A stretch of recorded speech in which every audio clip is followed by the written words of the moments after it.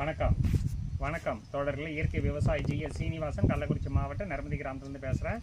இது உயிர் உரம் தயாரிக்கிறதுக்கு நம்மளுக்கு தேவையான பொருட்கள் என்னென்னா 10 கிலோ சாணம், 10 லிட்டரு கோமியம், அடுத்தது 2 முட்டை, 2 முட்டை தான் நம்ம வச்சுருக்கிறோம். ஓகேவா? இந்த 2 முட்டை 12 ரூபா தான் செலவு நம்ம செய்கிறோம். செலவு செஞ்சுட்டு நம்ம இதிலே என்ன பண்ணுறோம், இந்த முட்டையை உடைச்சி இதில் ஊற்றிடும். முட்டையை உடைச்சிட்டு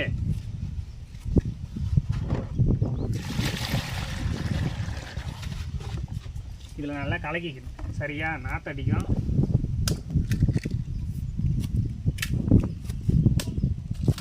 இந்த ஓடையை என்ன பண்ணணும், இதுலேயே நசுக்கிக்கணும். ஓட்டையும் நசுக்கிக்கணும். நல்லா நசுக்கிக்கணும். நசுக்கி விட்டுக்கிட்டு இந்த முட்டை ஆம்லேட் போடுறோம் பார்த்தியா, நல்லா கலக்கிட்டு பார்த்தீங்கன்னா தெரியுதா? நல்லா கலக்கிக்கணும். நல்லா பாருங்க, நல்லா நுர வந்துடுச்சு.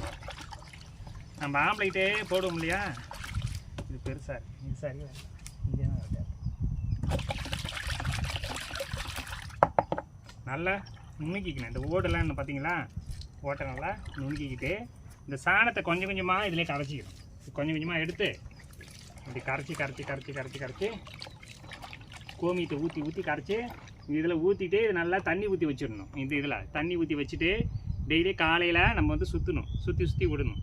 அதே மாதிரி 6 நாள் வச்சுருந்துட்டு நம்ம 7ஆவது நாள் எடுத்து 250 லிட்டர் பேரல் இருக்குது பார்த்தீங்களா, அதில் இது 1 லிட்டர் எடுத்து ஊற்றிட்டு மிச்சம் தண்ணி ஊற்றிக்கலாம். தண்ணியை ஊற்றி நம்ம பால்குட வாழையை நடவு பண்ண பார்த்தீங்களா, அந்த வயலுக்கு விட போகிறோம்.